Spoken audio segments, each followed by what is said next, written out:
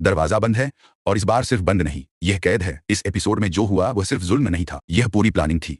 यह ताकत का नंगा खेल था। आज का एपिसोड फराज के लिए जीत था और पाकीज़ा के लिए पूरी तबाही। बंदूक लोड होती है, कैमरा ऑन होता है और पाकीज़ा की खामोशी सबसे ज्यादा चीखने लगती है। फराज सिर्फ धमकी नहीं देता, वह पाकीज़ा की इज्जत को स्टेज बना देता है। वीडियो, हुक्म, जिल्लत और फिर शादी। यह सिर्फ निकाह नहीं, यह मजबूरी का कॉन्ट्रैक्ट है। जब फराज के मुंह से निकलता है, जब काजी पूछेगा तो तुम हाँ कहोगी, तब समझ आ जाता है यह शादी नहीं, कब्जा है। पाकीज़ा रोती है, गिड़गिड़ाती है, मगर फराज को कोई फर्क नहीं पड़ता, क्योंकि उसके लिए औरत एक चीज है, या तो हासिल होती है या तोड़ दी जाती है। यासीन का नाम लिया जाता है जैसे किसी बेकार मर्द की मिसाल, लेकिन असल में फराज खुद सबसे ज्यादा बेकार है, क्योंकि उसे अपनी बात मनवाने के लिए मॉन्स्टर बनना पड़ता है। और फिर सबसे ज्यादा डिस्टर्ब करने वाला सीन, जब कैमरे के सामने शर्ट उतारने की जिद होती है। यह सिर्फ फिजिकल नहीं, यह साइकोलॉजिकल रेप है। इस एपिसोड का सबसे खतरनाक पहलू यह है कि सब कुछ गवाहों के सामने होता है और फिर भी कोई नहीं रोकता। काजी, घर वाले, सिस्टम सब चुप। और जब 3 बार कबूल है कहा जाता है तो लगता है जैसे हर लफ्ज के साथ पाकीज़ा थोड़ा थोड़ा मरती जा रही हो। इस एपिसोड का दूसरा पहलू जो उतना ही डरावना है, वह है नॉर्मल लाइफ का ड्रामा।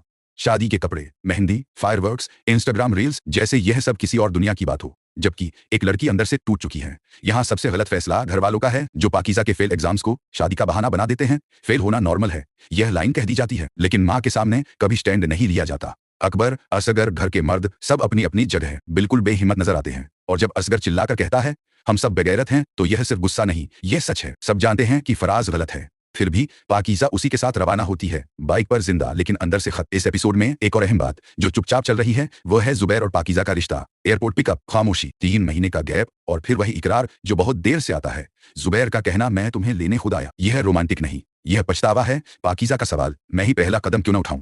यह सिर्फ लव स्टोरी नहीं, यह औरत की एजेंसी का सवाल है। लेकिन मसला यह है, जब औरत पहला कदम उठाती है, तब तक अक्सर बहुत देर हो चुकी होती है। इस एपिसोड का कोर कॉन्फ्लिक्ट सिर्फ फराज बनाम पाकीज़ा नहीं, यह सोसाइटी बनाम औरत है। बंदूक सिर्फ फराज के हाथ में नहीं, यह हर उस इंसान के हाथ में है जो कहता है लोग क्या कहेंगे। अगला एपिसोड बहुत खतरनाक हो सकता है। या तो फराज वीडियो को हथियार बनाकर पाकीज़ा को इमोशनल ब्लैकमेल करेगा, या फिर पाकीज़ा शादी के बाद पूरी तरह चुप हो जाएगी, और यह खामोशी सबसे बड़ी चेतावनी होती है। एक और मुमकिन रास्ता यह है कि असगर का गुस्सा किसी पब्लिक धमाके में बदल जाए और सच सबके सामने आ जाए। अगर ऐसा हुआ तो गेम पलट जाएगी, क्योंकि फिर इज्जत बचाने के लिए लोग पाकीज़ा को नहीं, फराज को कुर्बान करेंगे। अब सवाल सिर्फ एक है, क्या पाकीज़ा इस शादी के बाद भी जिंदा रहेगी या सिर्फ सांस लेती हुई लाश बन जाएगी? कमेंट में सिर्फ हाँ या नहीं लिखो। और अगर तुम्हें लगता है कि अगला एपिसोड और ज्यादा डार्क होने वाला है, तो लाइक और सब्सक्राइब कर दो, क्योंकि यह कहानी अब किसी सेफ जगह की तरफ नहीं जा रही।